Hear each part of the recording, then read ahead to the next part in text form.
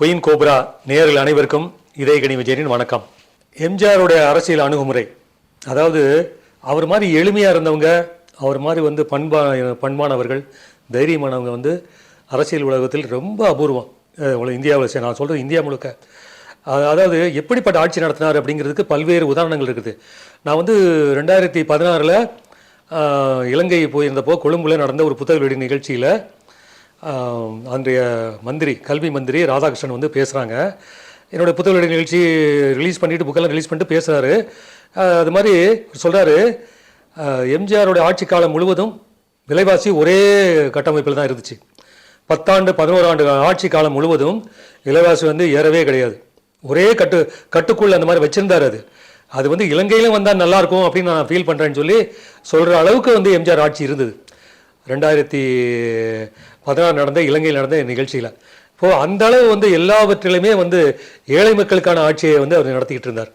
அவர் ஏழை மக்கள் எந்த வகையிலும் பாதிக்கப்படக்கூடாதுங்களோ அந்த சிந்தனையோடு தான் நடத்தினார். அப்படி அவருடைய அணுகுமுறை, ஆரம்பத்தில் உள்ள அணுகுமுறை என்னென்னா, ஊழலை எதிர்த்து அவர் போராடியதால் திமுக நீக்கப்பட்டு அனைத்து இந்திய அண்ணா திராவிட முன்னேற்ற கழகம் என்ற கட்சியை உருவானது.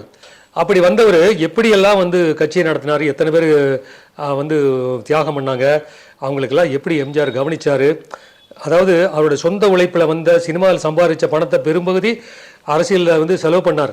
அவருக்கு நன்கொடையெல்லாம் அவர் திரட்டல, தொண்டர்கள்ட்ட தான் நன்கொடை திரட்டினார். மதுரையில் மாநாடு நடத்தி அங்கே நன்கொடை திரட்டினார். அது மாதிரி ஈரோட்டில் ஒரு நிகழ்ச்சி நடத்த தொண்டர்கிட்ட நிதி திரட்டும் போது 5 ரூபா கொடுத்தா எம்ஜிஆரோட ஃபோட்டோ எடுத்துக்கலாம் அப்படின்னு சொல்லி ஒரு அறிவிப்பு வந்தது. உடனே என்ன பண்ணாங்கன்னா, சகட்டு மேடிக்கு வர ஆரம்பிச்சாங்க. 5 ரூபா கொடுத்து எம்ஜிஆரோட ஃபோட்டோ எடுக்க முடியுது, 10 ரூபா கொடுக்க முடியுமே அப்படின்னு சொல்லிட்டு அப்படியெல்லாம் நிதி திரட்டினார். வசதி படைத்தவரோட அவர் நிதி திரட்டவில்லை. ஒன்று கவனிக்கணும். அப்படித்தான் கட்சியை வச்சுருந்தார். பின்னாடி அரசியலுக்கு ஆட்சியும் அப்படி தான் இருந்தது. வந்தவங்க என்ன பண்ணாங்கன்னா, ஜாலியாக எம்ஜிஆர் மேலே கையை போட்டாங்க. 5 ரூபா கொடுத்தல கையை போட்டாங்க. அதை கூட இருந்த அந்த ஸ்டண்ட் கலைஞர்கள், பாதுகாவலர்கள் தடுத்தாங்க.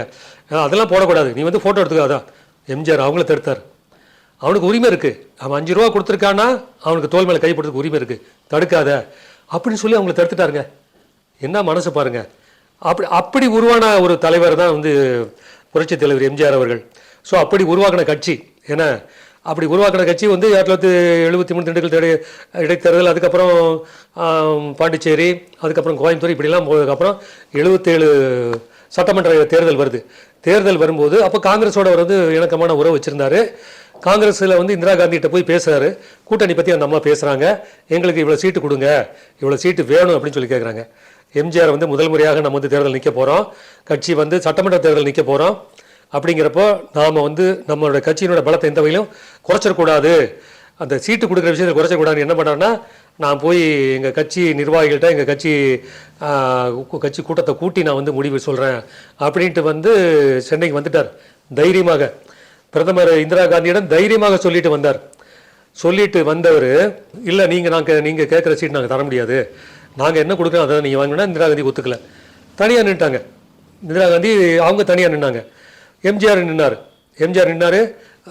கம்யூனிஸ்ட் கட்சிகளுக்கு மட்டும் சீட்டு கொடுத்தார். அந்த மாதிரி சீட்டை கொடுத்து வெற்றி பெற்றார். இது இந்திரா காந்திக்கு ஒரு உள்ளுறுத்தல் இருந்துக்கிட்டே இருந்தது, உறுத்தல் இருந்தது. இது கருணாநிதி கிரகிச்சிக்கிட்டு இருக்கார். ஸோ இப்படி ஒரு விஷயம் நடந்திருக்கா அப்படின்னு கிரகிச்சிக்கிட்டு இருக்கார். சமய சந்தர்ப்பத்தை எதிர்பார்த்தாரு. அவர் மேலே ஊழல் குற்றச்சாட்டுகள் தீவிரமாகி சர்க்காரிய கமிஷன் நியமிக்கப்பட்டு ஊழல் குற்றச்சாட்டு நடவடிக்கை எடுக்கணும் அப்படிங்கிறலாம் அந்த பிரச்சனையெல்லாம் வந்தப்போ எம்ஜிஆர் மனிதாபிமானம் பார்த்து நமது கடந்த கால நண்பர் அப்படிங்கிறதுனால நடவடிக்கை எடுக்கலை.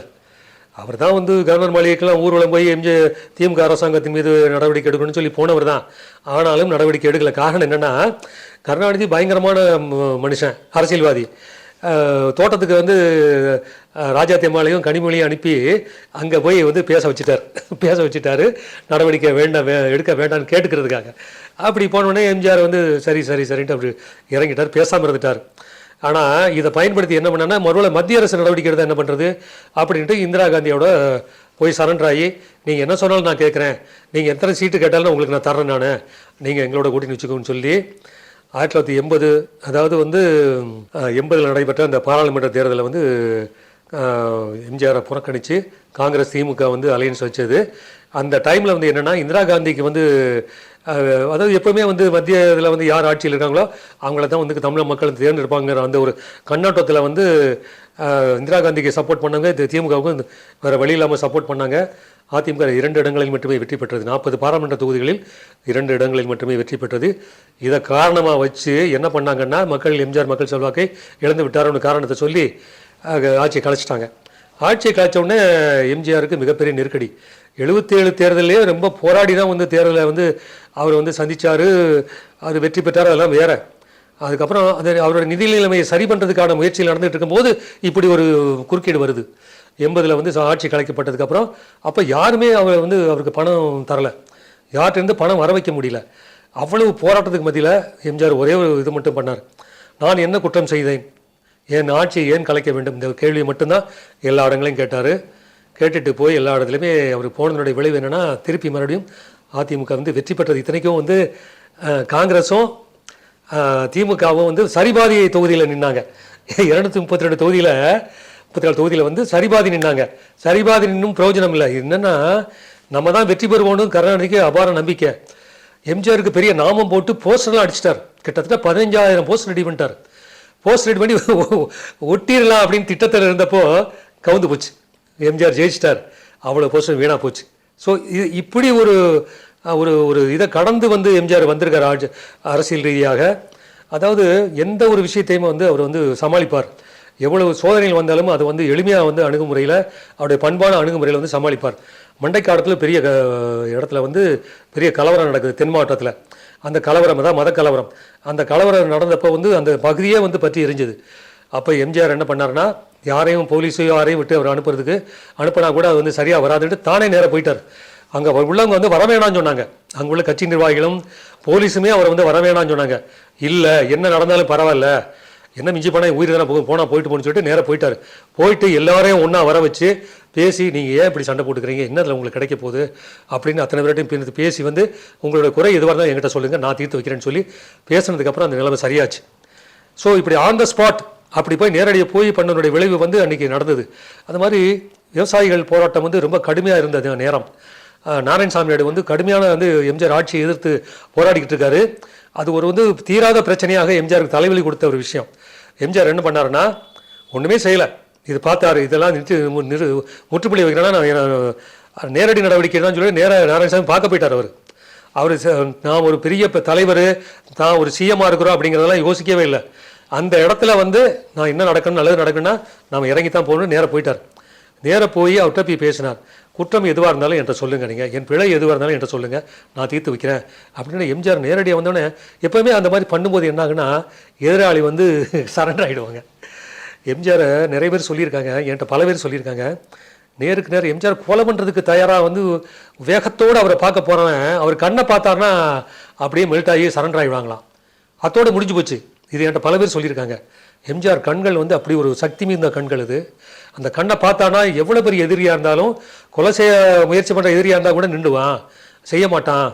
அந்த மாதிரி நாராயணசாமி பார்த்து பேசுகிறோன்னே அவர் வந்து எம்ஜிஆருடைய இவ்வளவு தூரம் இறங்கி பணிவாக வந்து நம்மகிட்ட பேசுகிறான்னா நாம் வந்து அவர் சொல்கிற நியாயத்தில் அதோட நியாயத்தை புரிஞ்சுக்கணும் அப்படின்ட்டு அதுக்கப்புறம் வந்து அவரோட கோரிக்கைகளை சொல்லி இதெல்லாம் செஞ்சால் நல்லாருன்னு சொன்னேன். எம்ஜிஆர் சரின்னு கேட்டு அது சொல்லிட்டு வந்திருக்காருங்க. இப்படி ஒரு ஒரு ஒரு பண்பும் ஒரு அன்பும் உள்ள தலைவர் வந்து எம்ஜிஆர். இது ஒரு ஒரு சினிமா உதாரணம் ஒன்று சொல்லணும். அது அது எப்படியெல்லாம் உருவாகி அவர் வந்து ஒரு மகத்தான தலைவராக உருவாடுத்தாருங்கிறதுக்கு இது ஒரு உதாரணம் சொல்கிறேன். காவல்காரன் ஷூட்டிங் வந்து முதல் நாள் வந்து சிவகுமார் கலந்துக்கிறார். ஷூட்டிங் நடந்துக்கிட்டு இருக்கு. சிவகுமார் முதல் நாள் போகிறாரு. எம்ஜிஆர் வந்து அன்றைக்கி தான் முறை சந்திக்கிறார்.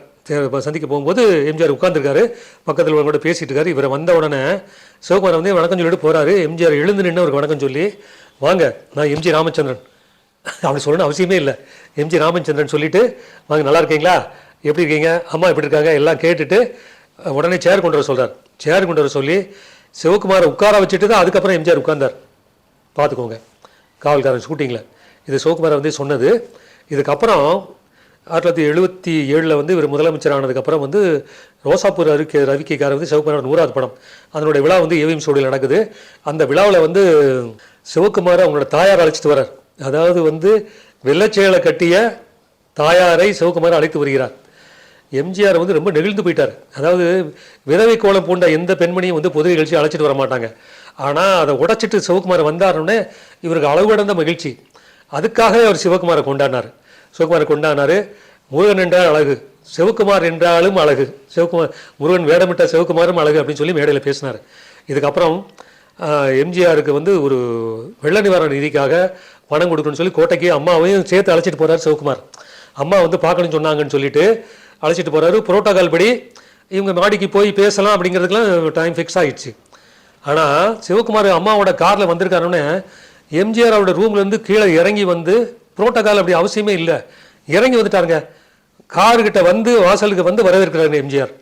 வரவேற்று என்ன பண்ணாருன்னா, வாங்கம்மா வாங்கம்மா எப்படிமா இருக்கீங்க அப்படி சொல்லிக்கிட்டு அந்த அம்மா வராங்க. படியில் வந்து அப்போ லிஃப்ட்டில் போகலை, படியில் பின்பக்கமாக எம்ஜிஆர் ஏறிட்டு போகிறார்.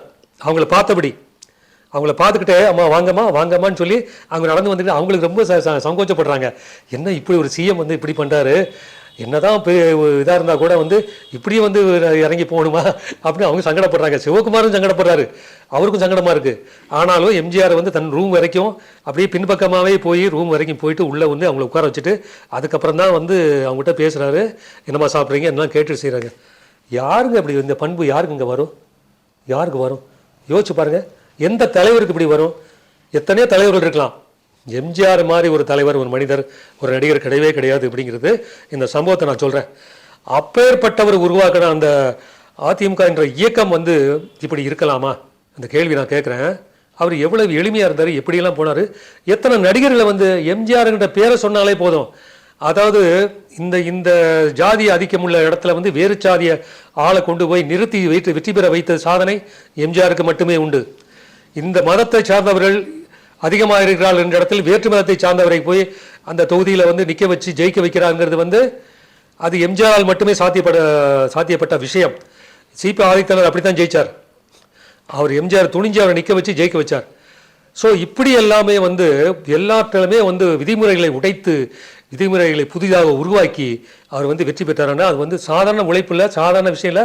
அந்த சிந்தனை தெளிவு, சிந்தனை பொலிவு, அந்த ஒரு தைரியம் வந்து எம்ஜிஆர்கிட்ட இருந்தது. மத்திய அரசு அதாவது அனைத்துலக எம்ஜிஆர் மன்ற தீர்மானத்தின்படி சென்னை சென்ட்ரல் ரயில் நிலையத்திற்கு பாரத ரத்னா டாக்டர் எம்ஜி ராமச்சந்திரன் மத்திய ரயில் நிலையம் அப்படின்னு அவ்வளோ நீளமான பேரை வைக்கிறாங்க. மோடி அவருடைய அந்த கைங்கரியம், அந்த உத்தரவின் பேரில் அப்படி அவ்வளோ நீளமான டைட்டில் வைக்கிறாங்க.